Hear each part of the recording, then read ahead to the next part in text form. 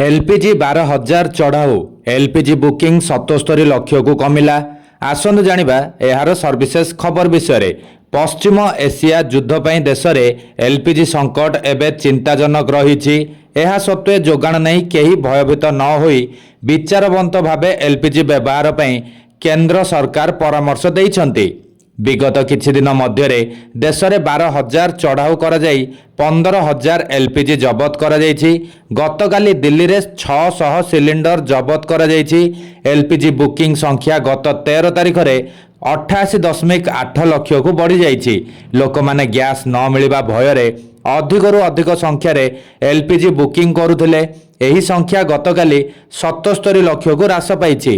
केंद्र पेट्रोलियम और प्राकृतिक गैस मंत्रालयर जुग्म सचिव सुजाता शर्मा एलपीजी स्थिति चिंताजनक थिबा विषय को दोहराइबा सह आज एही तथ्य देइछन्ति। किंतु कोनोसी वितर्कक निकट रे एलपीजी संपूर्ण शेष हो जाए नाही। सेही भली एलपीजी जोगाण एवं सिलिंडर डेलीवरी स्वाभाविक भावे चली बोली श्रीमती शर्मा कहिसन्ति। देश में ऑनलाइन गैस बुकिंग बढ़ी। आज सुधा 94% सिलिंडर ऑनलाइन रे बुकिंग हेउछि। सेही भली ओटीपी माध्यम रे डेलीवरी मध्य बढ़ी। 76% रे एही डेलीवरी पहुंची सारिछि। वाणिज्यिक एलपीजी आंशिक मात्रा रे जोगाई दिया जाउछि। देश में पेट्रोल और डीजेल पर्याप्त मात्रा रे उपलब्ध हेउछि। समस्त वाणिज्यिक एलपीजी ग्राहक पीएनजी व्यवहार करने श्रीमती शर्मा परामर्श देइछन्ति।